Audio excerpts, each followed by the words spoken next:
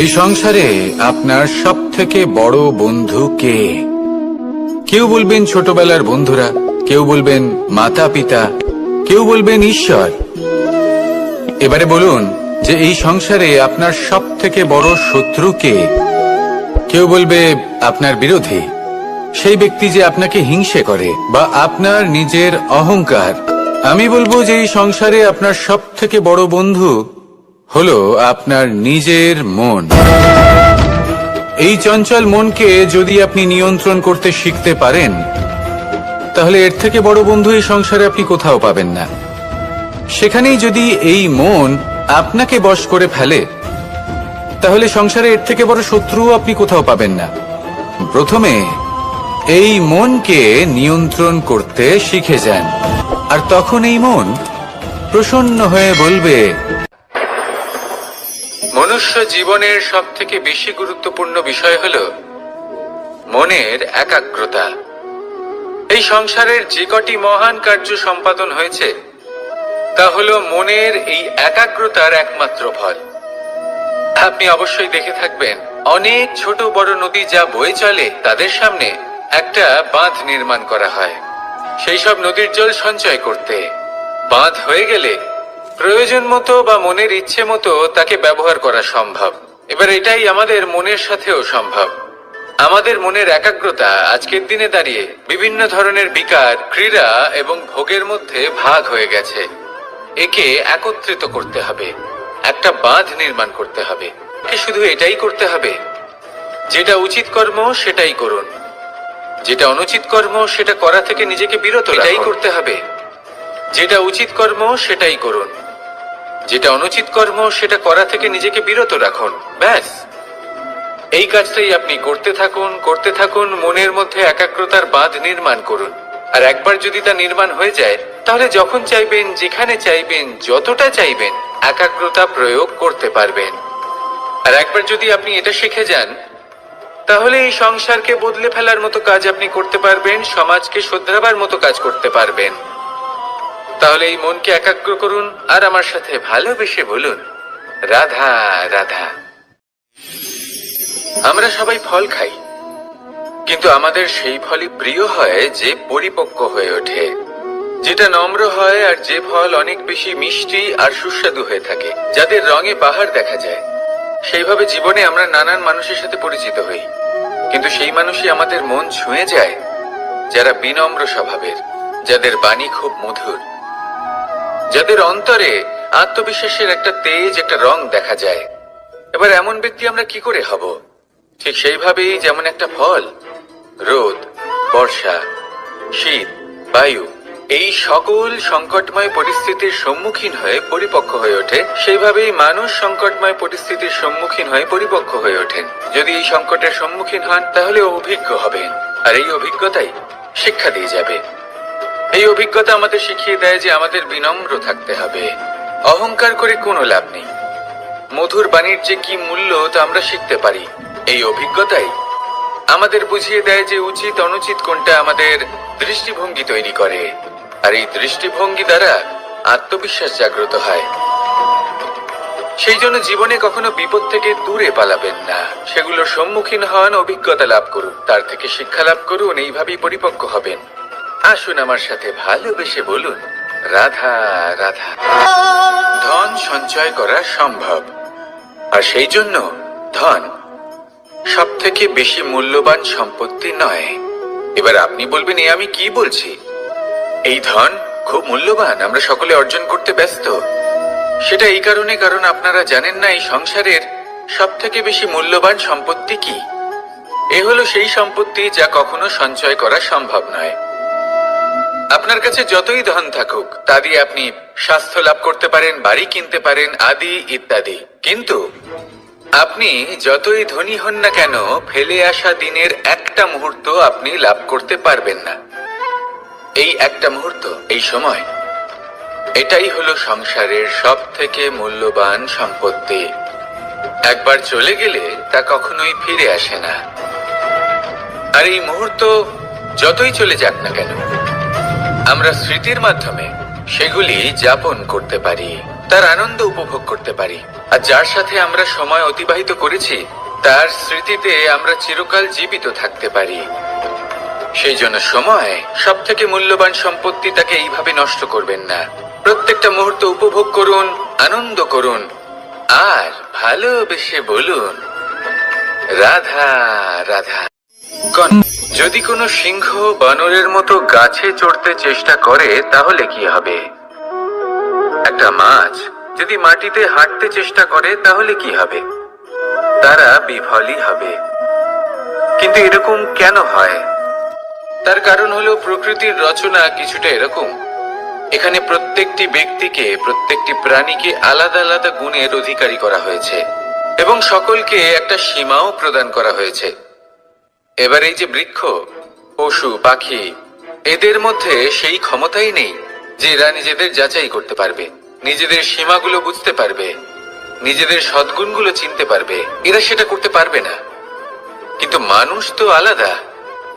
মানুষের কাছে সেই বিশেষ শক্তি আছে যে তারা পূর্ণরূপে নিজেদের যাচাই করতে পারবে, নিজেকে পূর্ণরূপে বুঝতে পারবে, নিজের দোষ, নিজের অপগুণ, নিজের সদ্গুণ, নিজেদের সীমাগুলো তারা বুঝতে পারবে।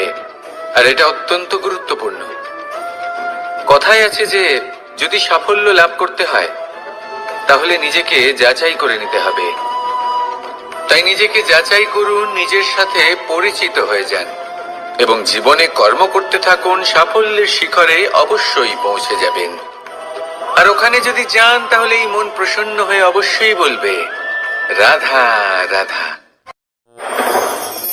বনের মধ্যে যদি আপনি কোনো বিষাক্ত সাপ দেখেন তাহলে কি করবেন? আপনি তখনই তার থেকে দূরে পালাতে চেষ্টা করবেন। আর এটা কেন করবেন? নিজের রক্ষার্থে। এই কথা আমি নয় মেনে নিলাম, কিন্তু নিজের জীবনে এটা করেন না কেন? আপনি যেখানেই যান, যে স্থানেই যান না কেন, প্রত্যেক সময়, প্রত্যেক মুহূর্তে এমন বিষাক্ত সাপ আপনি অবশ্যই খুঁজে পাবেন। আর সেই সাপ নয় যাদের আপনি বনে খুঁজে পাবেন। এরা হলো সেই সাপ যা আপনাকে পাপ করতে বাধ্য করবে। আপনার অন্তরের বাসনা, ক্রোধ, অহংকার, লোভ, ঈর্ষা, এদের বৃদ্ধি ঘটাবে। দেখুন, বনের এই সাপ আপনাকে একবার ছেড়ে দিতেও পারে, ছোবল নাও মারতে পারে, কিন্তু এই যে পাপরূপী সাপ আছে তা অবশ্যই ছোবল মারবে। কর্ম যদি করেন তাহলে অবশ্যই ফল পাবেন। সেই জন্য যখনই কোথাও যাবেন, যদি এমন কাউকে দেখেন, যদি এমন কিছু দেখেন যে আপনাকে পাপ করতে বাধ্য করছে, তাহলে সেই মুহূর্তে সেখান থেকে পালিয়ে যান। যেমন বনের সাপ দেখে আপনি পালাতে থাকেন। সৎকর্মের রক্ষা অত্যন্ত আবশ্যক। আসুন আর আমার সাথে ভালোবেসে বলুন রাধা রাধা। কি সুন্দর একটা শব্দ। এর অনেকগুলো রূপ রয়েছে, অনেকগুলো অর্থও রয়েছে। প্রথম অর্থ হলো স্বর্ণ, অর্থাৎ সম্পত্তি। দ্বিতীয় অর্থ ধুতুরা, অর্থাৎ গাছের ছোট একটা বীজ যা কিনা অত্যন্ত শক্তিশালী হয়।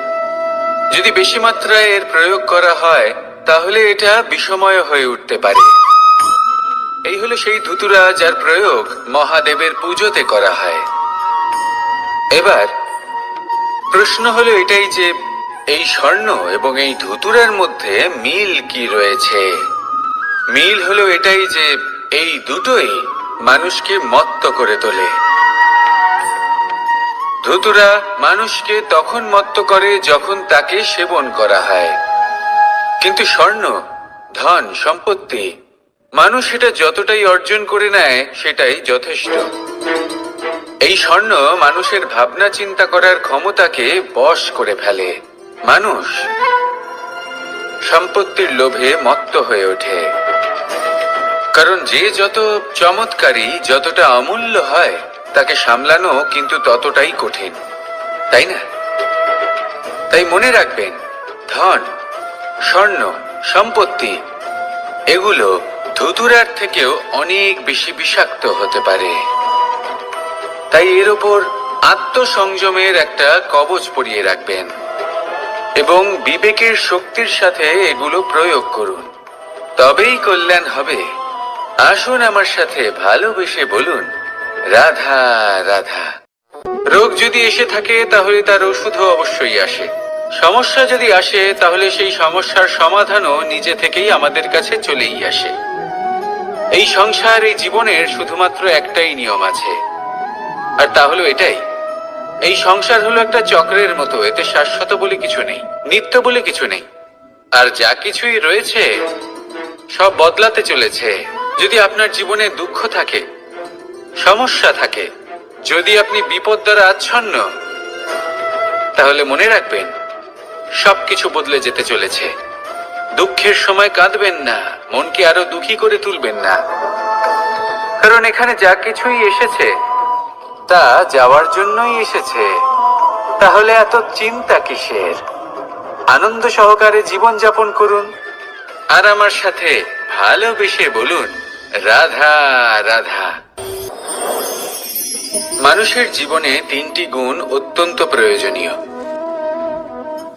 শ্রদ্ধা, বিনম্রতা, যোগ্যতা। যদি জ্ঞান লাভ করতে চান তাহলে শ্রদ্ধার প্রয়োজন, যদি মান লাভ করতে চান তাহলে স্বভাবে বিনম্র হওয়া প্রয়োজন, আর যদি মনোবাঞ্ছিত স্থান লাভ করতে চান তাহলে যোগ্যতার প্রয়োজন। বিষয়টা সহজ। শ্রদ্ধা আপনাকে জ্ঞান দেবে, নম্রতা আপনাকে মান, আর যোগ্যতা উচিত স্থান দেবে। কিন্তু যদি আপনি এই তিনটি গুণ সম্মিলিত করেন তাহলে এমন কিছু লাভ করবেন যা এই সব কিছুর থেকে অনেক ঊর্ধ্বে। সম্মান। আর এ হলো সেই সম্মান যা প্রত্যেক মানুষের নিজের জীবনে লাভ করতে চেষ্টা করা উচিত, কারণ এই হলো সেই সম্মান যার কারণে আপনি চলে যাওয়ার পরেও এই সংসার আপনাকে ভালোবাসবে আর মনে রাখবে। আসুন আমার সাথে ভালোবেসে বলুন, রাধা রাধা। জীবনে গতি অত্যন্ত গুরুত্বপূর্ণ, মতিও হলো গুরুত্বপূর্ণ, এবং তার থেকেও বেশি গুরুত্বপূর্ণ হলো সঙ্গতি। একটা জলের ফোঁটা, তার মধ্যে গতি থাকে, প্রকৃতির মধ্যে তা লাভ করার ইচ্ছে নিহিত থাকে, কিন্তু এই যে সঙ্গতি তা নির্ধারিত করে যে এই জলের ফোঁটা ঝিনুকের মুখে পড়ে মুক্ততে পরিণত হবে নাকি বিষাক্ত সাপের মুখে পড়ে বিষে পরিণত হবে। এবার দেখুন, এই জঞ্জাল স্বর্ণকারের দোকানের সামনেও থাকে এবং জঞ্জাল একজন ব্যবসাদারের দোকানেও থাকে, কিন্তু জঞ্জাল যা স্বর্ণকারের দোকানে থাকে তা ব্যবসাদারের দোকানের জঞ্জালের থেকে অনেক বেশি মূল্যবান, কারণ তার মধ্যে সোনার কণার সঙ্গতি থাকে। সেই জন্য জীবনে সঙ্গতির উপর বিশেষ গুরুত্ব দেবেন। যেমন সঙ্গতি তেমনই আপনি হবেন। আসুন আমার সাথে ভালোবেসে বলুন, রাধা রাধা। প্রত্যেক প্রাণী ভালোভাবে জীবন যাপন করতে চান, এটা তাদের স্বভাবে আছে এবং ভাবাটা অনুচিত নয়। কিন্তু একটা ভালো জীবনের গুরুত্বপূর্ণ অংশ কোনটা? বসবাসের স্থান, সেই স্থান যেখানে আমরা জীবন অতিবাহিত করি। এবার মানুষ ভাবতে পারেন যে একটা ভালো বাসস্থানের অর্থ কি? সেই স্থান যেখানে সহজে জল পাওয়া যায়, যেখানে শুদ্ধ বায়ু পাওয়া যায়, যেখানে আনাজ উৎপন্ন হয়। এটা জীবনযাপনের জন্য পর্যাপ্ত বটে, কিন্তু ভালো জীবন যাপনের জন্য আরো একটা কথা আপনাকে বুঝতে হবে। সাধু, জ্ঞানী, পণ্ডিত ব্যক্তি, এই সকল মহাপুরুষ, এনাদের যে বাসস্থান তা অত্যন্ত বিশেষ হয়। এখানে এক ধরনের বিশেষ ইতিবাচক শক্তি থাকে, এমন একটা স্থান যেখানে দেবতারাও বিচরণ করেন। জীবন আমরা সবাই যাপন করি, কিন্তু জীবনের উদ্দেশ্য শুধুমাত্র জীবন যাপন করা নয়। জীবনের উদ্দেশ্য হলো মুক্তি লাভ করা। আর এই সকল সাধু, জ্ঞানী, পণ্ডিত ব্যক্তি, এই সকল মহাপুরুষ আপনাকে মুক্তির পথে নিয়ে যেতে পারেন, কারণ এরা হলেন সেই মহাপুরুষ যারা নিজেদের অন্তরের বিকার, অহংকার, ক্রোধ, বিদ্বেষ এই সকল দোষগুলিকে ত্যাগ করেছেন, এদের উপর বিজয় লাভ করেছেন। এমনই একজন ব্যক্তি আপনাকে মুক্তির পথে নিয়ে যেতে পারে। প্রয়োজন হলো শুধুই এনাদের চিনতে পারা, এদের কথা বুঝতে পারা এবং এদের দেখানো পথে চলা। যদি আপনি এটা করতে পারেন তাহলে এই মন প্রফুল্ল হয়ে বলবে, রাধা রাধা।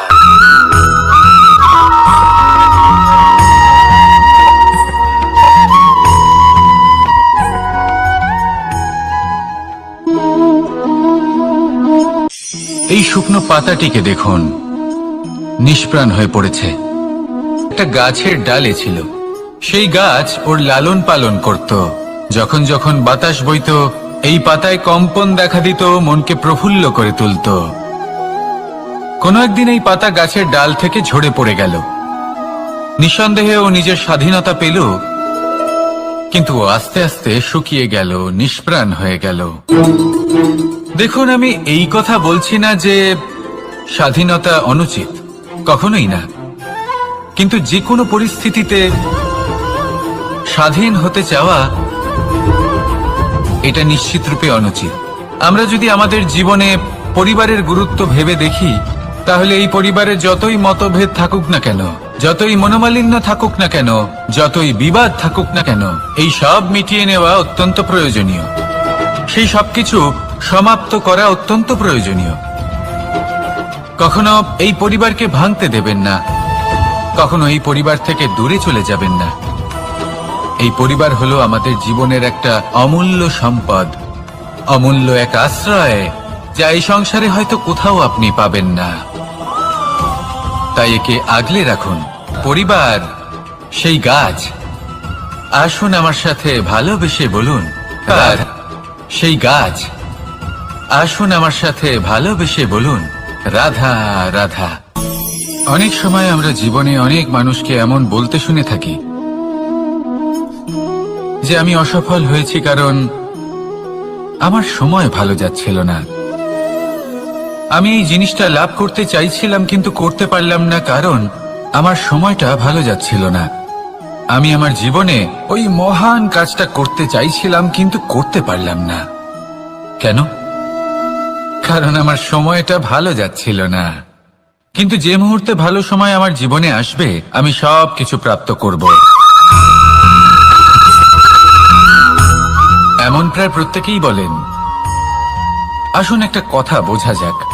একজন মালিকে দেখুন, সে প্রত্যেক দিন গাছের সেবা করে, তাকে জল দেয়, তার যত্ন আত্তি করে। কেন? প্রত্যেক দিন সেই গাছ ফল দেয় না। সঠিক সময় এলে তবেই সেই গাছ ফল দেয়, কিন্তু প্রত্যেক দিন মালি তার সেবা করে, তাকে যত্ন করে। শুধুমাত্র তখন করে না যখন সেই গাছ ফল দিতে সক্ষম। আর যদি মালি গাছের যত্ন প্রতিদিন না করে, তাহলে হয়তো সেই গাছ ফল দিতেই পারবে না। এটাই হলো আমাদের জন্য একটা শিক্ষা। যখন সময় আমাদের জন্য অপেক্ষা করে না, তখন আপনি সময়ের জন্য কেন অপেক্ষা করছেন? ভালো সময়ের জন্য অপেক্ষা করবেন না। ভালো এবং শুভ কর্ম দ্বারা ভালো সময়কে নিজের কাছে টেনে আনুন। নিরন্তর কর্ম করুন, পরিশ্রম করতে থাকুন। শুভ সময় আপনা থেকেই আপনার কাছে আসবে। আসুন আমার সাথে ভালোবেসে বলুন, রাধা রাধা। একে বালি বলুন, মাটি বলুন বা ধুলো বলুন, এ দিয়ে কত কিছু করা সম্ভব। এ দিয়ে আপনি নিজের বাসস্থান নির্মাণ করতে পারেন, প্রাচীর গড়ে তুলতে পারেন, অট্টালিকা নির্মাণ করতে পারেন। কিন্তু যদি এই বালিকে আপনি মুষ্টিবদ্ধ করে রাখতে চান, তাহলে তা হাত থেকে ফসকে যাবে। আপনি কখনোই একে মুষ্টিবদ্ধ করতে পারবেন না। এরকমই হয় আমাদের জীবন, আর এরকমই হয় সময়। এই মুষ্টিবদ্ধ করা বালির মতো। সময়কে আমরা বাধা দিতে পারবো না, আটকেও রাখতে পারবো না। এ হলো প্রবাহমান। জন্ম থেকে মৃত্যু পর্যন্ত এই যে সময়, তা খুবই সীমিত। আর এই সময় আমরা যেটাই করি তার দ্বারাই আমাদের মূল্য নির্ধারিত হয়। আর এই সংসার থেকে চলে যাওয়ার পরেও এই সংসার এই সব কর্মের জন্যই আমাদের মনে রাখে। তাই যদি আপনি এটা ভাবেন যে আজ যে কর্ম করার ছিল আমি না হয় কাল করে নেব, কাল আমার লক্ষ্যে পৌঁছানোর কথা ছিল আমি পরশু পৌঁছবো, না, এই সময় খুব মূল্যবান, একে নষ্ট করবেন না। এই সময়কে সদ্ব্যবহার করুন, মহান হবার পথে অগ্রসর হন।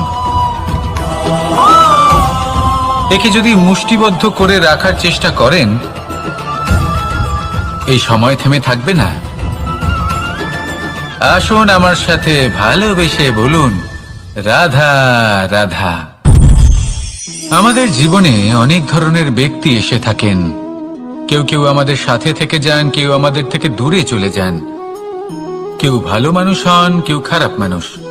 কিন্তু আমরা সবসময় সেই সময়টাকে নিয়ে দুঃখ প্রকাশ করি যখন আমাদের জীবনে কোনো খারাপ ব্যক্তি প্রবেশ করেন। তারা আমাদের খারাপ অনুভূতি দেন, দুঃখ দেন, কষ্ট দেন। আমরা সবাই তাকে ভালো মন্দ কথা বলি। কিন্তু কেন? এমন বিভিন্ন ধরনের মানুষ, খারাপ মানুষ, ভালো মানুষ সবার জীবনেই আসেন এবং সকলকেই একটা অমূল্য শিক্ষা দান করে যান। এবার আপনি নিজেই ভেবে দেখুন, জীবনে যখন প্রথমবার আপনি আগুন স্পর্শ করেছিলেন, তখন আপনি একটা শিক্ষা লাভ করেছিলেন যে আমাকে আগুনের থেকে একটু দূরে থাকতে হবে। তারপর আস্তে আস্তে আপনি শিখলেন যে কিভাবে এই আগুনকে নিয়ন্ত্রণে রাখতে হবে। তারপর আপনি শিখলেন যে কিভাবে নিজের জীবনে তাকে প্রয়োগ করতে হবে, তা সে অন্ধকারে প্রকাশ লাভ করার জন্য হোক বা খাবার বানানোর জন্য। সেইভাবেই কোনো খারাপ ব্যক্তি যখন আপনার জীবনে আসে, কোনো শিক্ষা দিয়ে যান, তার প্রতি কৃতজ্ঞ থাকুন। তার বিষয় খারাপ ভাবার বা খারাপ অনুভূতি নিয়ে থাকার কোনো প্রয়োজন নেই। সেই শিক্ষা লাভ করুন। সংসারে আমাদের জীবনে যখন কোনো সুখ বা দুঃখ আসে, তার জন্য আমরা কাউকে না কাউকে অবশ্যই দায়ী করে থাকি, তাই না? এই ব্যক্তি আমাদের সাথে এরকম কাজ করেছেন, তাই আমার সাথে এমন হলো। ওই ব্যক্তি যদি এমনটা না করতেন, তাহলে আজ আমি ওই স্থানে পৌঁছতে পারতাম। সবই আপনার দৃষ্টিভঙ্গির ওপর নির্ভরশীল। আর যদি আপনার দৃষ্টিভঙ্গি এমন হয়, তাহলে তা অনুচিত। সত্যি কথা বলতে, এই সংসারে ভিন্ন ভিন্ন ধরনের মানুষ আছে। এটা আপনার উপর নির্ভর করছে কিভাবে তাদের স্বাগত জানাবেন। একবার ভাবুন, আমি আমার দুটো হাত সামনে নিয়ে এলাম, দুটো মুঠো খুলে দিলাম। দুই প্রকারের মানুষ আসবেন, কিছু না কিছু দিয়ে যাবেন।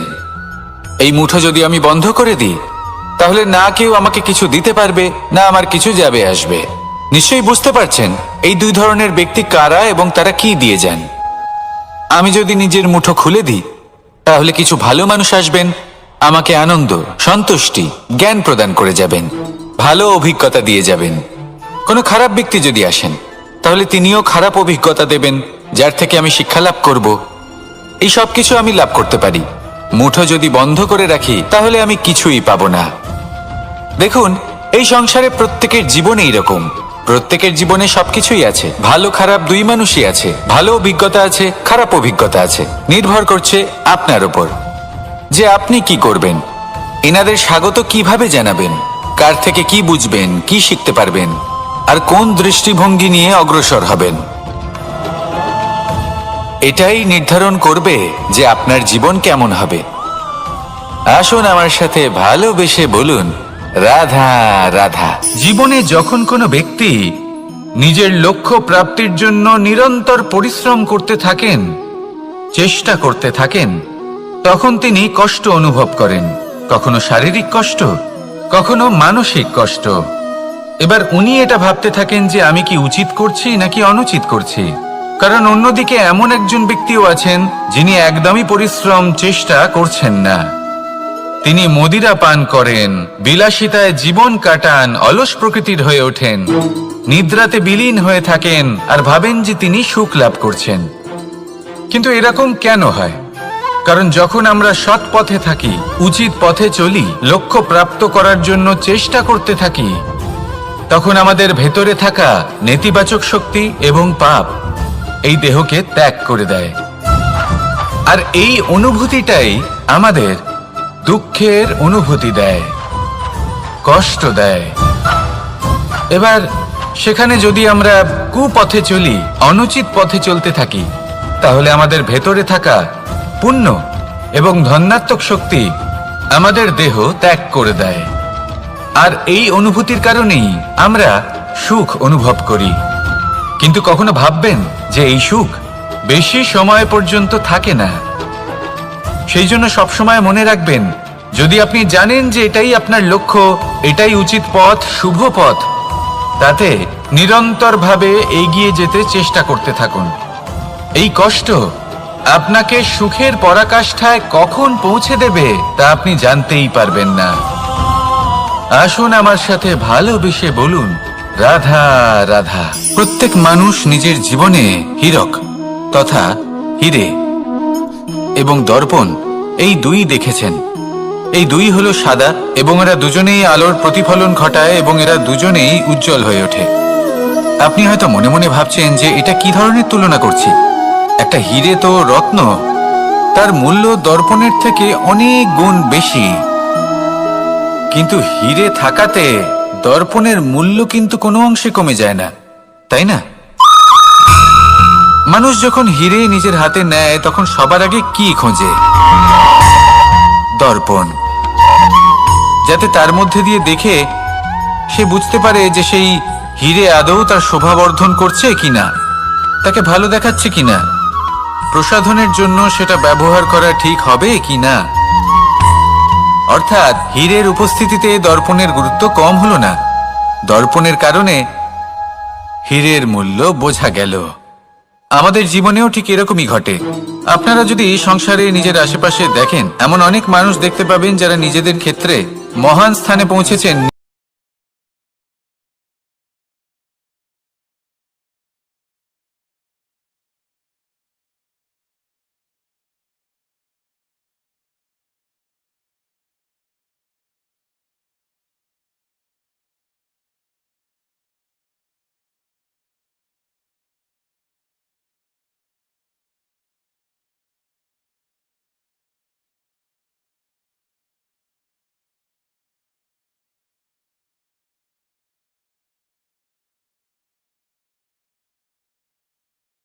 যদি আপনি দর্পণ হয়ে থাকেন তাহলে নিজেকে ছোট মনে করবেন না।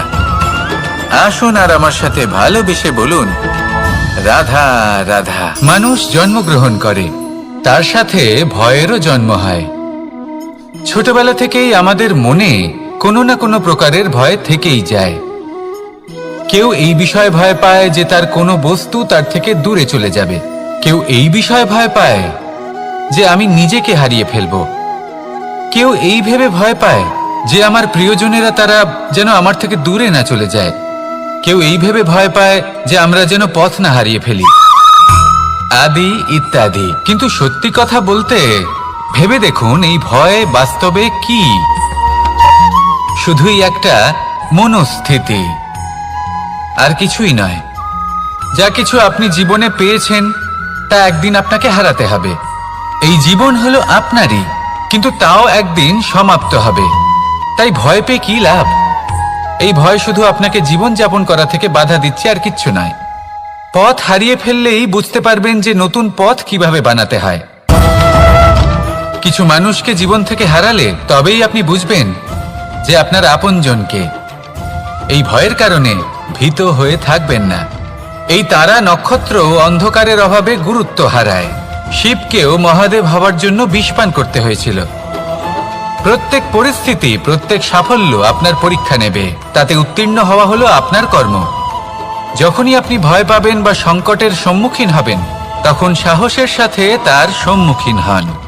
মনে রাখবেন, যে সম্মুখীন হতে জানে সাফল্য তার সাথে সবসময় থাকে। আসুন আর আমার সাথে ভালোবেসে বলুন, রাধা রাধা। এই সংসারে সব থেকে বেশি কোমল বস্তু হলো রেশম। এই রেশম এতটাই কোমল হয় যে এর পুরো একটা থান শুধুমাত্র একটা হাতে ধরা সম্ভব। কখনো ভেবে দেখেছেন এই রেশম কিভাবে হয়? একটি কীট তার লালার দ্বারা উৎপন্ন হয়। এই কীট সেই রেশমকে পাক দিতে থাকে, পাক দিতেই থাকে, আর আস্তে আস্তে তার মধ্যেই জড়িয়ে পড়ে। শেষে ওর এই সুন্দর অমূল্য সৃষ্টি রেশমের এই সুতো, তার নির্মাণ কার্য পূর্ণ হয়। কিন্তু তাতেই ও নিজে বন্দী হয়ে যায়। নিজেরই মায়াজালের এই বন্দী গৃহে নিজেই ফেঁসে যায়। এবার এই সুতোকে ব্যবহারযোগ্য করে তোলার জন্য এই কীটগুলিকে এই কবচের সাথেই ফুটন্ত জলে ফেলে দেওয়া হয়। এই সংসারে যদি আমাদের স্বপ্ন এই সংসারের দুঃখ হরণ করার জন্য এই সংসারে সুখ বিতরণ করার জন্য হয়, তবেই আমাদের প্রগতি সম্ভব। যদি আমাদের এই স্বপ্ন শুধুই আমাদের এবং আমাদের স্বার্থ সিদ্ধির জন্য হয়, তাহলে এই স্বপ্ন আমাদের অন্ধ করে দেবে, আমাদের অন্ধকারের পথে নিয়ে যাবে, আর আমরাও সেই কীটের মতো হয়ে যাব। নিজেদেরই মায়াজালে আমরা নিজেই ফেঁসে যাব, আর শেষে আমরা যদি কিছু লাভ করি তা হবে একাকিত্ব, অন্ধকারময় মৃত্যু। তাই স্বপ্ন অবশ্যই দেখুন, কিন্তু এমন ভাবে স্বপ্ন দেখবেন না যে তার এই বন্দিগৃহে আপনি নিজেই ফেঁসে গেলেন।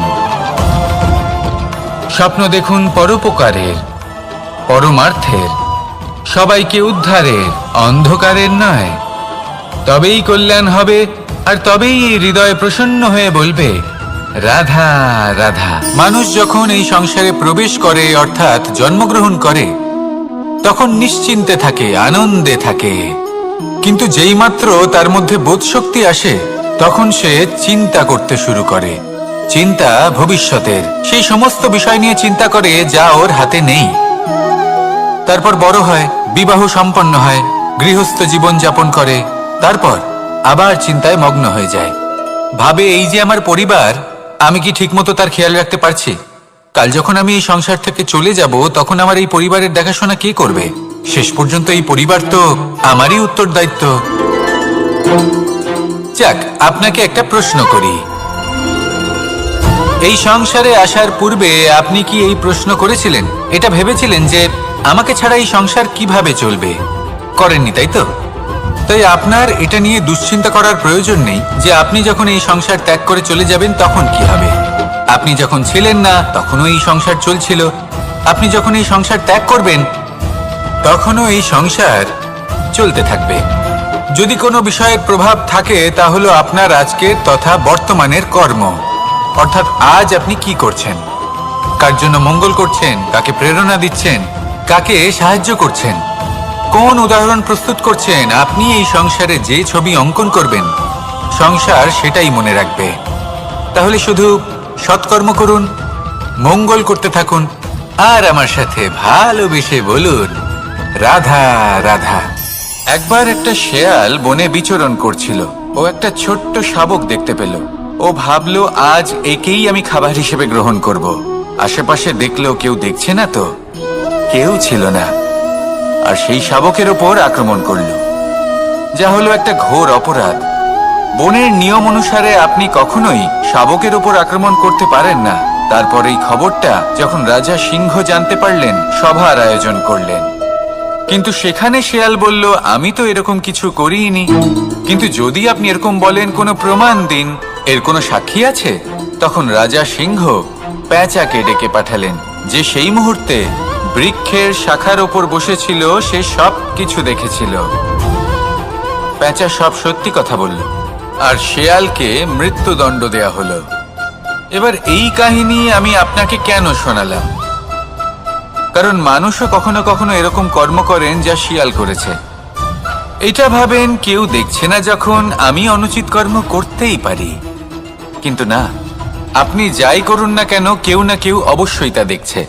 কোনো ব্যক্তি না হলেও কোনো প্রাণী, না হলে কোনো যক্ষ বা দেব বা প্রেত। যদি এনারা কেউ না দেখেন, তাহলে ধরিত্রী মাতা দেখেন, যেখানে দাঁড়িয়ে আপনি সেই কর্ম করছেন, তাই না? তাই একটা কথা সবসময় মনে রাখবেন, কে দেখছেন কে দেখছেন না সেই বিষয়ে ভাবা ছেড়ে দিন। এটা খুব সহজ কথা।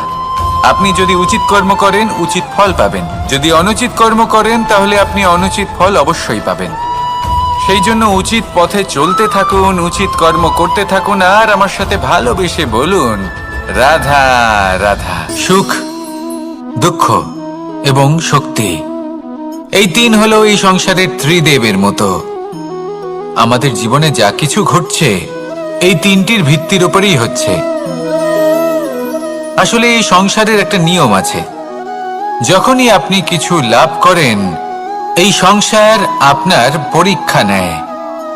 এটা জানার জন্য আপনার পরীক্ষা নেয় যে আপনি যা কিছুই লাভ করেছেন, আপনি কি আদৌ সেটার যোগ্য কিনা। ঠিক সেইভাবেই এই সুখ, দুঃখ এবং শক্তি আপনার পরীক্ষা নিয়ে থাকে। যখন সুখ আসে, তখন সে আপনার পরীক্ষা নেয় যে আপনার মধ্যে অহংবোধ জাগ্রত হয়নি তো? যদি অহংবোধ চলে আসে তাহলে সুখ সেখানেই সঙ্গ ত্যাগ করে। দুঃখ আপনার ধৈর্যের পরীক্ষা নিতে থাকে, আর যদি আপনার মধ্যে ধৈর্য না থাকে তাহলে এটা আপনাকে আরো বেশি দুঃখের গভীর অন্ধকারে ঠেলে দেবে। সেখানে শক্তি পরীক্ষা নেয় আপনার বিনম্রতার। যদি আপনি বিনম্র না হন তাহলে হয় এই শক্তি আপনার সঙ্গ ত্যাগ করবে, নয় এই শক্তি বিনম্রতার অভাবে আপনার পতনের কারণ হতে পারে। এই সংসারে যে কোনো ব্যক্তি যিনি এই পরীক্ষায় উত্তীর্ণ হয়ে থাকেন, এই জীবনে তিনি সাফল্য লাভ করেন। আসুন আমার সাথে ভালোবেসে বলুন, রাধা রাধা। আমি মনুষ্যরূপে জন্ম নিয়েছি এবং সমস্ত কর্ম এই রূপেই করেছি, কিন্তু আশ্চর্যের বিষয় হলো যে আজও মানুষ আসেন এবং হাত জোড় করে প্রার্থনা করেন যেন আমি ওনাদের সহায়তা করি।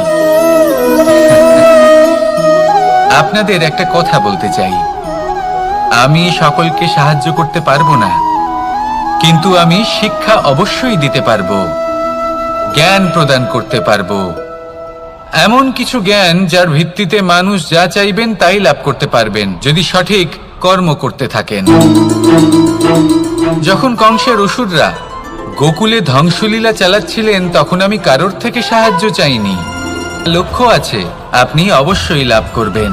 আর এই মন সুপ্রসন্ন হয়ে বলবে, রাধা রাধা। ভোজন এই সংসারে যেই হোক না কেন, কোনো মানুষ হোক, কোনো প্রাণী হোক, কোনো কীট হোক বা কোনো বনস্পতি হোক, প্রত্যেকের জন্য ভোজন অতি আবশ্যক। কারণ ভোজন থেকেই শক্তি পাওয়া যায়, আর সেই শক্তি দিয়েই সংসারের আমাদের জীবনের সমস্ত কার্য করা যায়। এবার এমন এক ধরনের শক্তি হয় যা শীতের ঋতুতে সূর্য থেকে আমরা পেয়ে থাকি, আর আরেক ধরনের উত্তাপ হয় যা দিয়ে ভোজন রান্না করা হয়, সুস্বাদু নানান ধরনের ভোজন। এবার অত্যন্ত গুরুত্বপূর্ণ হলো যে ব্যক্তি সেই ভোজন বানাচ্ছেন তার মানসিক পরিস্থিতি এবং সেই ব্যক্তি যিনি ভোজন গ্রহণ করছেন তার মানসিক অবস্থা।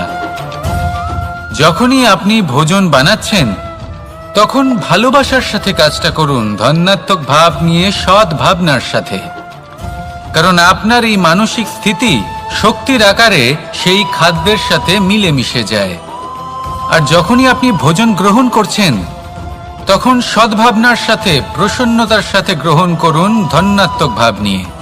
যদি আপনি প্রসন্নতার সাথে রান্না করেন, প্রসন্নতার সাথে খাদ্য গ্রহণ করেন, তাহলে আপনি প্রসন্নই থাকবেন, আর মন সুপ্রসন্ন হই বলবে, রাধা রাধা। দীপাবলি আমাদের সবথেকে বড় উৎসব। শ্রীরাম রাবণকে পরাস্ত করে 14 বছরের বনবাস কাটিয়ে আবার অযোধ্যায় ফিরে এলেন অমাবস্যার রাত্রে। অযোধ্যায় সবাই খুব প্রসন্ন ছিলেন, খুবই উৎসাহিত ছিলেন। অযোধ্যায় সহস্র প্রদীপ প্রজ্বলিত করা হয়েছিল এই উৎসবে।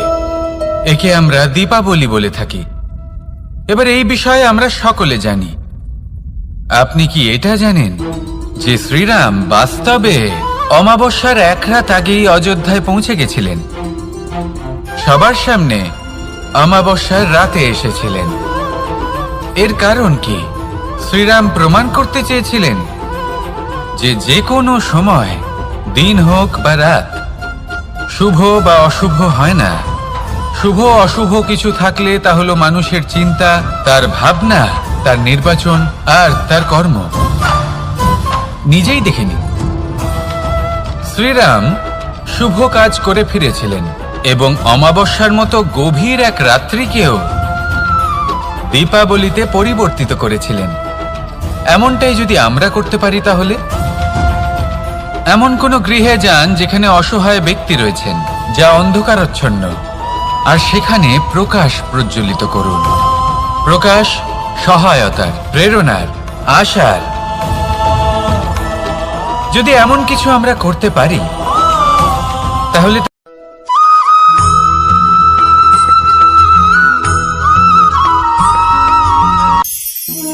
আমরা জীবনে এমন অনেক মানুষকে চিনি যারা অত্যন্ত শক্তিশালী, নিজের পরীক্ষা দিতে কখনো পিছপা হন না, খুব কঠোর হন, আত্মপ্রত্যয়ী হন, কিন্তু তাও তারা সাফল্য পান না। কেন? কি কারণ হতে পারে এর? লৌহ মানবের মতো ব্যক্তিত্বের অধিকারী হওয়া সত্ত্বেও তারা সফলতা কেন লাভ করেন না? এবার এটার উত্তর তাদের ব্যক্তিত্বের মধ্যেই লুকিয়ে রয়েছে। লৌহ মানব, লোহা।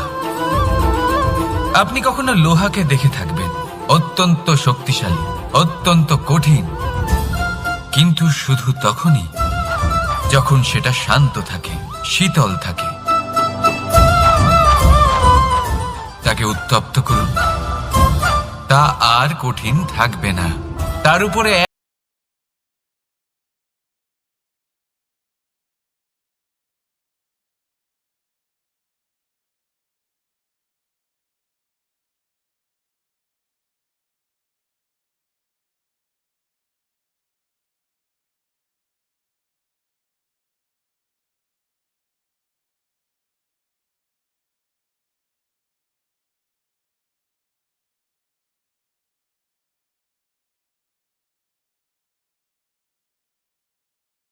বদলাবেন না। চিনতে শিখুন সেই চিন্তাগুলো যা ক্রোধ বাড়িয়ে দেয়, আর সেইগুলোকে শেষ করে দিন, নয়তো সেই রাগ আপনার পতন অবশ্যই ঘটাবে। রাধা রাধা।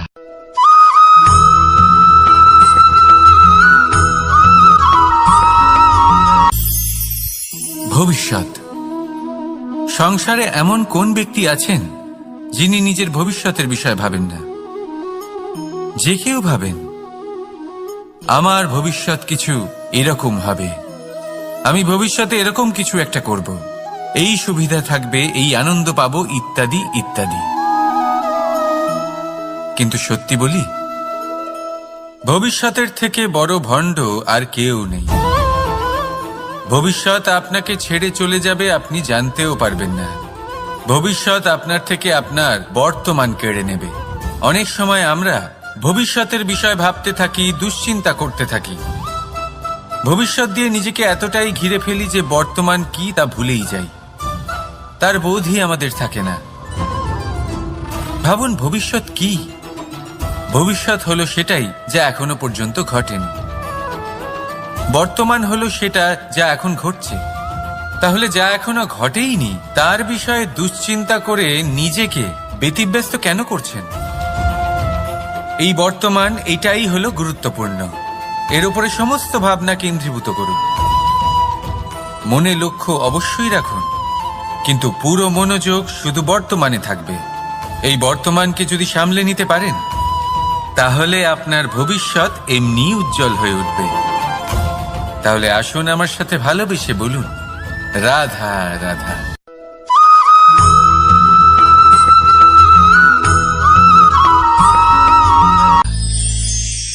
আমরা অনেকবার লোকের থেকে এই কথা শুনেছি, জীবনে যখনই ধন অর্জন করবে বাঁচিয়ে রাখবে।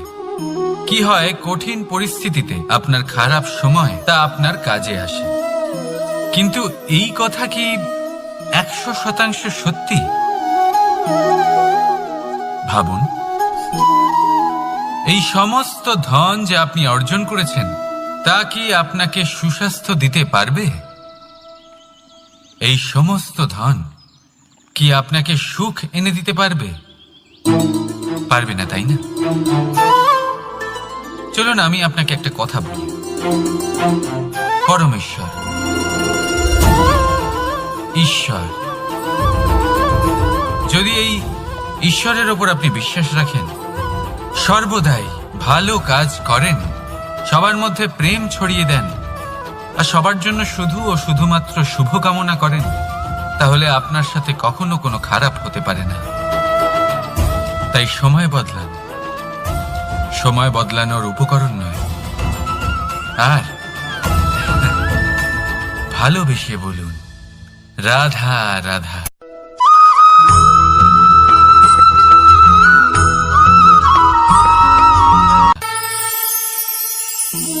একটা সিদ্ধান্ত।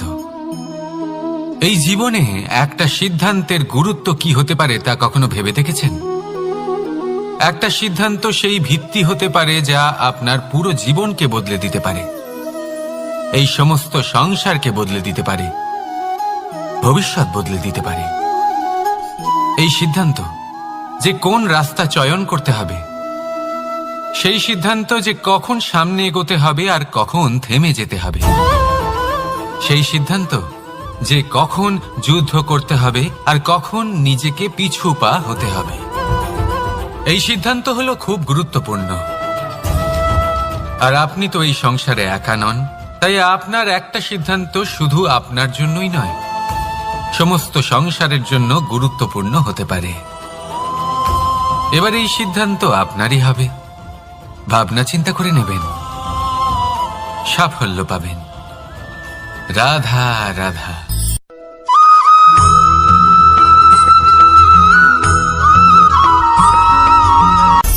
অনেকবার আমাদের দৃষ্টিভঙ্গি এমন হয়ে থাকে যে আমাদের আসল সত্যের থেকে অনেকটা দূরে নিয়ে যায়। আমরা যেরকম দেখি সেরকম সবসময় হয় না। এবারে দেখুন না, আমরা মানুষেরা, আমাদের ভালো লাগে। আমরা কোথাও গেলাম, আমাদের স্বাগত জানানো হলো, আমাদের প্রশংসা করা হলো, কেউ আমাদের দিকে হাসি মুখে তাকালো, আমাদের ভালোবাসলো, আমাদের ভালো লাগে। কিন্তু যদি কেউ ক্রুদ্ধ হয়, কটাক্ষ করে, ব্যঙ্গ করে, তাহলে আমরা তক্ষুনি তাকে নিজের শত্রু ভেবে ফেলি, তার উপরে ক্রুদ্ধ হয়ে যাই। একটা কথা মনে রাখবেন, এই হাসি সবার জন্যই হয়। আপনি তাদেরকেও হাসি উপহার দিতে পারেন যাদের আপনি চেনেন, তাদেরও দিতে পারেন যাদের আপনি চেনেন না, ছোটদের দিতে পারেন, বড়দের দিতে পারেন, সবার জন্যই হলো এই হাসি। কিন্তু ক্রোধ, ক্রোধ তাদের ওপরেই আসে যাদের আমরা জীবনে কখনো হারাতে চাই না, যাদেরকে আমরা অসম্ভব ভালোবাসি, যাদের জন্য আমরা আশা করি যে তাদের জীবনের পরবর্তী সময় সব সময় সুখময় হোক, উজ্জ্বল হোক। সেই জন্য আপনার জীবনের সমস্ত সেই ব্যক্তি যারা আপনার উপরে ক্রুদ্ধ হন, কটাক্ষ করেন, জরুরি নয় তিনি আপনার শত্রুই হবেন। হতে পারে সে হলো আপনার শুভাকাঙ্ক্ষী, যিনি আপনার শুধুমাত্র ভালোই চান, যিনি আপনার জন্য একটা সুন্দর ভবিষ্যৎ চান। সেই জন্য সব সময় মন দিয়ে অন্যের কথা বোঝার প্রয়াস করুন। আপনি জানতে পারবেন তাদের কর্মের ধর্ম কি হতে পারে, আপনি জানতে পারবেন তাদের ক্রোধের মর্ম কি হতে পারে। রাধা রাধা।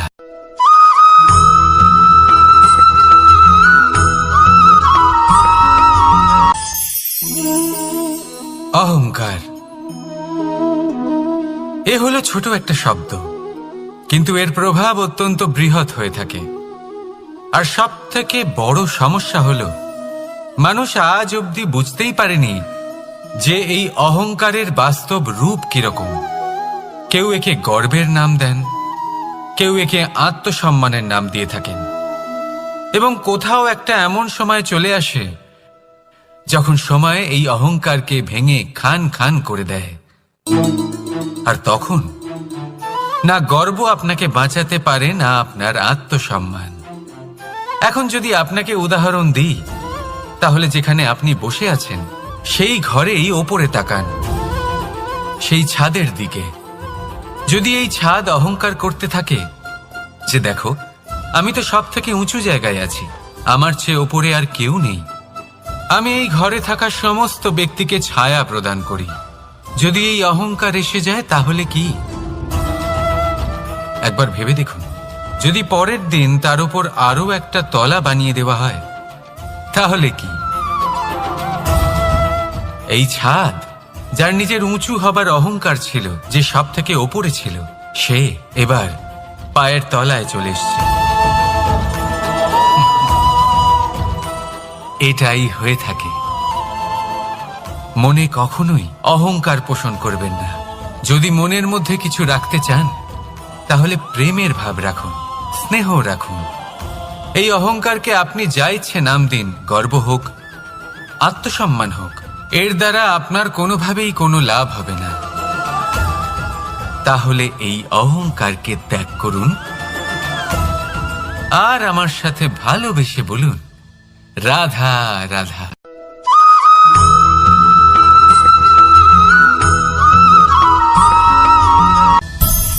সংসারে অনেক সময় এরকম হয় যে আমরা খুব সমস্যায় থাকি, খুব বিপদের মধ্যে থাকি, আর সেই সমস্ত মানুষ যারা আমাদের কাছের মানুষ, আমাদের আপনজন, তারা আমাদের ত্যাগ করে চলে যান।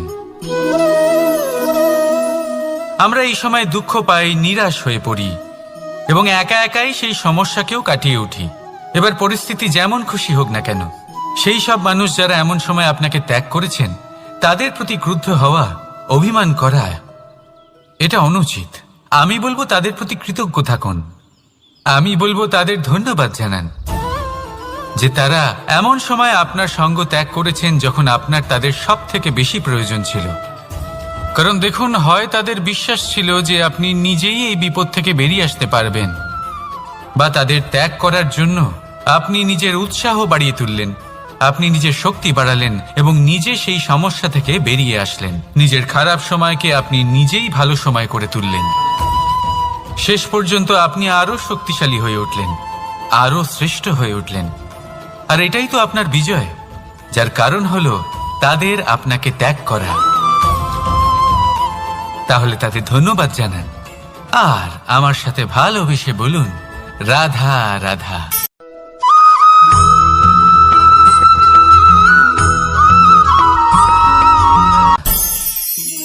অনেক সময় যখন আমরা কর্ম করি, সাফল্য লাভ করি, কঠিন পরীক্ষায় উত্তীর্ণ হই, বড় কাজ করি, আমাদের মনে হয় এই সংসার আমাদের একটু প্রশংসা করুক, ভালো লাগে।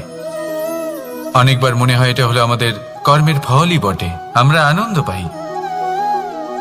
কিন্তু যখন আমরা এই প্রশংসা পাই না, তখন কি হয়? আমরা দুঃখী হয়ে যাই, ভেঙে পড়ি। মনে হয় যেন আমার জন্য কেউ চিন্তাই করে না, এমন মনে হয় যেন আমাদের আনন্দে অন্য কেউ আনন্দই পায় না। অনেক রকম ভাবনা আসে। কিন্তু আমি আপনাকে একটা প্রশ্ন করতে চাই, আপনি যে কাজই করেন না কেন, যে কর্মই করেন না কেন, তা কি শুধুমাত্র প্রশংসার জন্য করেন? যদি এরকম হয়ে থাকে তাহলে সেই ভাবনা এক্ষুনি ত্যাগ করুন, কারণ এই প্রকৃতি আমাদের অন্য শিক্ষা দেয়।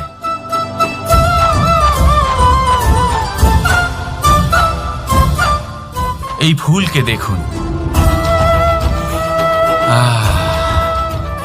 এই যে ফুলের সুবাস, যা আমার মনকে উচ্ছ্বসিত করে তোলে, মনে শক্তির সঞ্চার করে, এই সুগন্ধ। কিন্তু ভেবে দেখুন, ফুলের কিন্তু এই কাজ করার জন্য কোনো প্রশংসারই প্রয়োজন হয় না। এটাই হলো প্রকৃতির শিক্ষা। যিনি সৎ হন, সৎকর্ম করেন, তার কোনো প্রশংসার প্রয়োজন হয় না, কারণ ওনার কর্মই হলো ওনার সুবাস। মনে রাখবেন, আতর নকল ফুলে দেওয়া হয়, প্রকৃত ফুলের তার কোনো প্রয়োজন হয় না। সেইভাবেই আপনিও কর্ম করতে থাকুন শুভ চিন্তা নিয়ে। এই মনকে সব সময় শান্ত রাখুন, স্বচ্ছ রাখুন। যদি এরকম করেন তাহলে আপনার কর্ম এমন সুবাস ছড়াবে যে আপনার জীবনে শুধু এবং শুধুমাত্র আনন্দই থাকবে। তাহলে এই আনন্দ সহকারে বলুন, রাধা রাধা।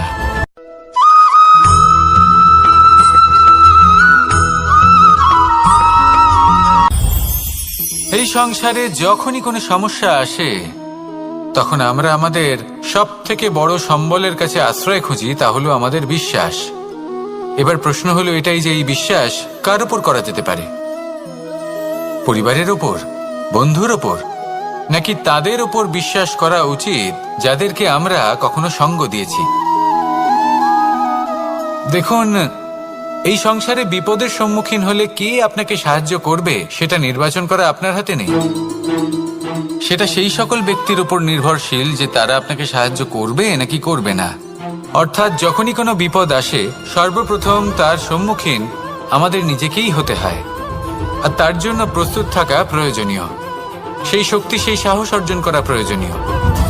দেখুন, যখনই অন্ধকার আসে তখন সবার আগে কে আপনাকে ত্যাগ করে চলে যায়? আপনার নিজেরই ছায়া। এই অন্ধকারের সম্মুখীন হতে হয় অন্তরের প্রদীপের দ্বারা, অন্তরের আত্মা দ্বারা। তবেই আপনি অন্ধকারের ওপর জয়লাভ করতে পারবেন। সেই জন্য যে বিপদই আসুক না কেন, নিজেকে তার জন্য প্রস্তুত রাখা উচিত। সেই সাহস নিয়ে আসুন। এমন কোনো বিপদ নেই যা আপনাকে ভেঙে দিতে পারে। আসুন আমার সাথে ভালোবেসে বলুন, রাধা রাধা।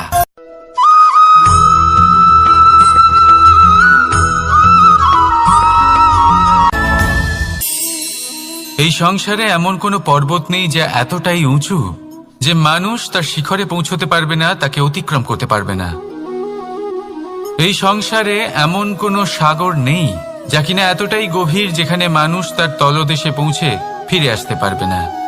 একটা ছোট্ট বরফের টুকরো পর্বতের শিখরে গলে গিয়ে বইতে থাকে, আর দেখতে দেখতেই তা মহানদী গঙ্গায় পরিবর্তিত হয়। এর কারণ কি? এর কারণ হলো প্রচেষ্টা, প্রারব্ধ নয়। এই প্রচেষ্টাই সুনিশ্চিত করে যে আপনার প্রারব্ধ কি হবে। এই সমস্ত কিছু হলো প্রচেষ্টা আর প্রারব্ধের খেলা। আপনার প্রচেষ্টা যেরকম হবে আপনার প্রারব্ধ সেরকমই হবে। আর আপনার প্রচেষ্টা যদি উচ্চ মানের হয় তাহলে প্রারব্ধকে আপনার সামনে নত হতেই হবে। কি বলেন? তাহলে আসুন আমার সাথে ভালোবেসে বলুন, রাধা রাধা। অনেক সময় মানুষ অতীতকে দেখেন আর তখন অহংবোধে পরিপূর্ণ হয়ে ওঠেন। কখনো বর্তমানের দিকে তাকান, ভবিষ্যতের দিকে তাকান আর পরিতৃপ্তিতে ভরে ওঠেন। কেন বুঝতে পারেন না একটা সহজ কথা? এই যে সৃষ্টি, এই সৃষ্টি হলো একটা বড় চক্র যা বারংবার আপনার কাছে ফিরে আসবেই। কঠিন থেকে কঠিনতর পরীক্ষায় আপনাকে নিযুক্ত করবে, যাতে আপনাকে উত্তীর্ণ হতেই হবে। যা কাল ছিল তা আজ নেই, এটা সবাই জানেন। যা আজ আছে তা হয়তো কাল থাকবে না, এটাও আপনাকে মেনে নিতে হবে, তাও আবার হাসি মুখে। শান্ত থাকতে শিখুন আর কখনো এই মনের মধ্যে অহংকার উৎপন্ন হতে দেবেন না। হতে শিখুন সেই হিমবাহের মতো।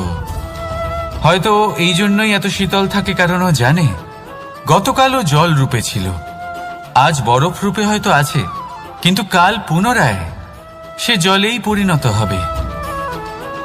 নিজেকে শান্ত রাখুন। হয়তো আজ আপনি সাফল্যের শিখরে আছেন, হয়তো বা নেই। আপনাকে প্রত্যেক দিন অবশ্যই দেখতে হবে। শুধু নিরন্তর প্রচেষ্টা করতে থাকুন, প্রত্যেক পরিস্থিতির জন্য তৈরি থাকুন, আর একে ভারসাম্যে রাখতে শিখুন। আপনার কাল হোক, আজ হোক বা আগামীকাল, আপনার ভালো দিন হোক বা খারাপ দিন, সব পবিত্র হয়ে যাবে। তাহলে আসুন আর আমার সাথে ভালোবেসে বলুন, রাধা রাধা।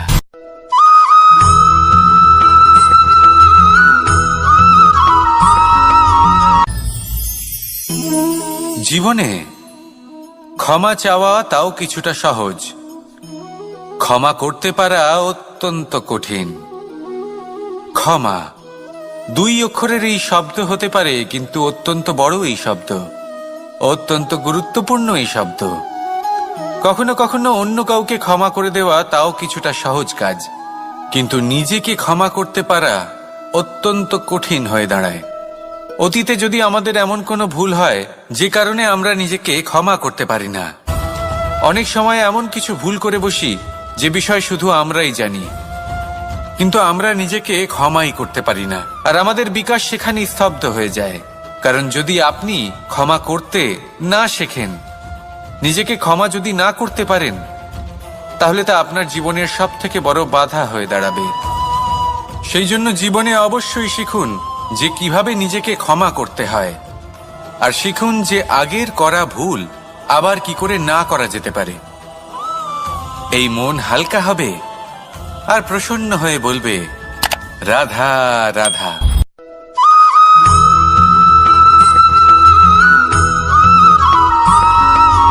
দোল উৎসবে এই সমগ্র সংসার রং নিয়ে খেলা করে, কিন্তু এই রঙের সারমর্ম এই সংসার কি জানে? কখনো দেখেছেন? একটা চিন্তিত মুখ শুধুমাত্র রঙের স্পর্শ পেয়ে আনন্দিত হয়ে ওঠে। দোল, দোলে আমরা কি করি? পুরাতনকে ত্যাগ করি আর নতুনকে স্বাগত জানাই। শিশিরকে বিদায় জানিয়ে এক নতুন ঋতুকে আগমন জানাই। দুশ্চিন্তা দূর করে আসার নতুন রঙে রঙিন হয়ে ওঠা, নিজেকে আনন্দিত করা, এটাই তো হলো দোল। এবার দোলের একটা ব্যাপার আছে, দুটো রঙে একসাথে রঙিন হওয়া যায় না। একটা রং উঠলে তবেই আরেকটা রং লাগা সম্ভব। আরো একটা প্রশ্নও রয়েছে, কোন রংকে তুলে দিয়ে কোন রং মাখানো যেতে পারে? যদি আপনাকে উদাহরণ দিই, লোভের এই রং, তা যতক্ষণ লেগে থাকবে আনন্দের রং লাগতে পারবে না। যা হয়েছিল দ্বারকাবাসী এবং সামন্তক মণির মধ্যে। ভ্রান্তির রং যতক্ষণ লেগে থাকবে সত্যের রং লাগতে পারবে না, যা হয়েছে রুক্মিণীর সাথে। আর হিংসা,